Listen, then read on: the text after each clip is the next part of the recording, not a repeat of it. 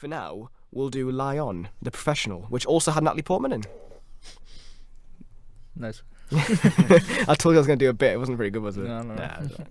Lie on the Professional. Oh, it's good. sure. Yeah. Right then, what is Lying about then? It's not about a hitman. Yeah.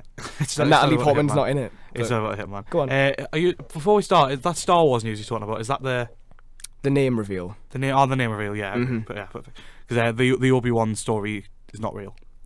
Ooh. Yeah, unfortunately. Damn. Yeah, so Lion is the surprise Oscar contender this year. It's got 6 nominations. What do you mean by surprise? I thought this was kind of the one that everyone was...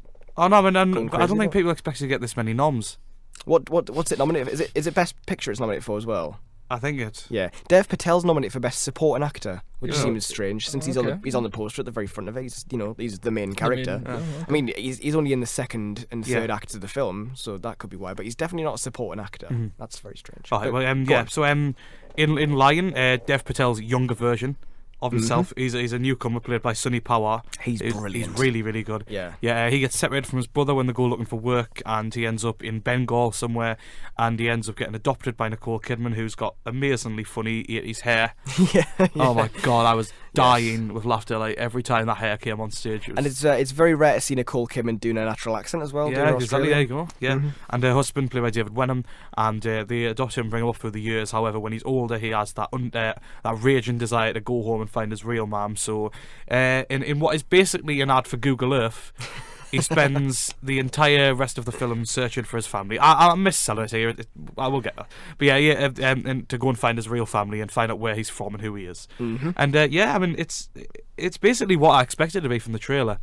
In all honesty, like I was expecting sort of like a quite uplifting story about finding home and where you belong and all that stuff, and that's what I got really. Mm-hmm. It's based on a true story. It's definitely efficient. Yeah, it does what you expect it to do. 4 stars. I mean, is that all you've got to say? No. All right, fine. I think the first act of the film is really, really good. You said there's Sunny Pawar. He's great. He's a very young boy. I think the character's about 5, maybe a bit younger, because obviously when he's older he can't remember any of it. So I imagine he's maybe a bit younger than 5. But there's virtually no dialogue in that whole first act. It's essentially like a sort of silent journey from his perspective, living on the streets, travelling from place to place, not having a place to be. And for a lot of the time there's no dialogue. And I really, really like that. I think it just builds this world so nicely. It builds this massive world around Saru, which he feels so lost in. Again, ties into Jackie, I suppose, in some ways, feeling lost. Not massively, but okay. So that first act is very, very strong. It's a shame that the air in the film is totally let out and the pace completely drops in the second act when it jumps to not the present day, but just before the present day. When Dev Patel comes in, as good as he is, and I know you said he's good as well, but I think he's as good as he can be in a role like this. I think it does nothing very surprising. I think it didn't really throw any major curveballs in. I mean, it's a true story, so people who know the story will already be familiar with what happens. But I kind of already felt like I knew what was going to happen before I even sat down, before I even bought my ticket. Not that a film should surprise, but I don't know. Yeah. Not that it needs to, it's just that I kind of wanted more than just what this turned out to be, which, as you do say, is very much an ad for Google Earth. Yeah, I think that's... I mean, to very, be fair... very blatantly. What? Yeah, I was thinking the sequel, like Lions and Tigers, and then the next one, like, and Bears. When we reviewed Jason Bourne, I said a lot of that film is spent behind computers, scrolling through things, and there's nothing majorly fascinating about that at all, especially in Jason Bourne. But shots fired. In this, it's a bit better because at least it has those bits when it jumps from him, because he has it's almost like a sort of superpower, I suppose, that he can put himself in these scenarios from when he was a kid. You can sort of imagine that he's there and he's there. Those bits of the film are quite nice. It's not just him on Google Earth, thankfully. It's not just him like scrolling through Google Earth. There's one bit in particular that's quite funny when it's not funny, but it's amusing when he's going through Google Earth, and it's just before. Oh, I can't really say it. No, never mind. But it's hit and miss, that whole concept, that whole conceit. I'm not too sure about it. I think I don't know. I mean, the first it is like you say, it's a disconnect, isn't it? But I mean, the first half is really, really good. I like 2 separate films. The real confusion when young Dev Patel gets to Bengal, and like obviously all the things you say about that, and there's some really dark stuff in there. Like obviously like very dark. There's like child kidnapping and stuff like that, and it's like really odd, and like it's really confusing. I like sort of the horror of all that. So it was really well done, but then it sort of just becomes like standard finding your way home drama.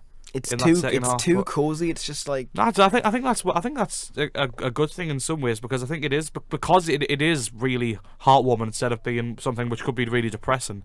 I think it gives that edge that makes it just a bit better than. Well, it's always gonna be uplifting, isn't it? Yeah. I at least appreciate the film for doing what it does in the first half, because it's quite a brave thing to do to give that much of the film to a child actor who'd never acted before. And totally sells it. Like, he's really, really great. It's also the emotional, through the performance in the body. Also the little looks that he gives, terrific. But it just totally loses its way. I think it's certainly not a bad film. I'm not saying that the first half is brilliant and the second half is rubbish.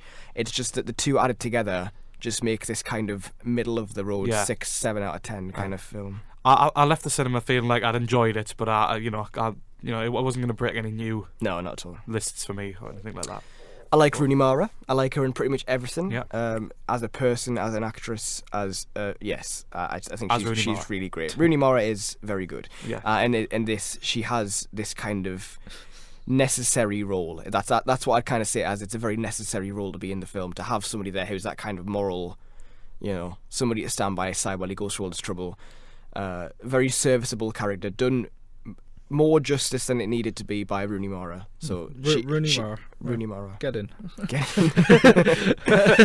Yeah, don't get me wrong. I really enjoyed watching it, but I just feel like it didn't have that extra bit of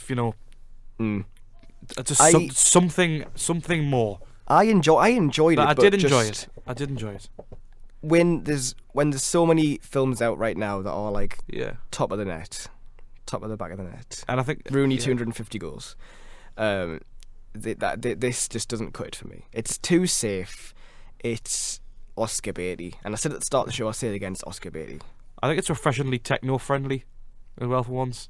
I know it is basically a Google Earth ad, but it's technology doing good things instead of doing Black Mirror. Yeah, Yeah. So that was nice, but I don't know. That's a good point. I did enjoy it. I think Dev Patel was really, I liked his sort of persona he had, and the confusion and the empathy that he had about him. But yeah, I don't think. But he's not a supporting character. That's one thing I don't understand. He's not a supporting actor. He's the main actor. He is the main actor. Yeah. But I mean, if he's going to get nominated, I think Sunny Pawar should have been nominated as well. Yeah.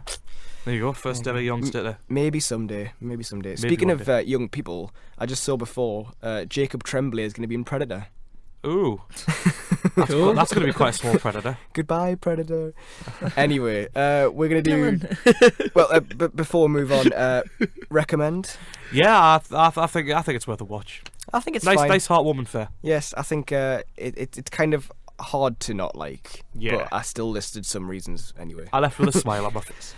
And you left with Sia in your head, as yes. happens so many times in these films these days. Don't mind, I like Sia. That's alright, it's fine. It's just like, you hear that voice, you think, oh, that's the end of the film then. Because she seems to end every single film. Neon Demon, The Shallows, Finding Dory, The Fifth Wave, now this. How many more?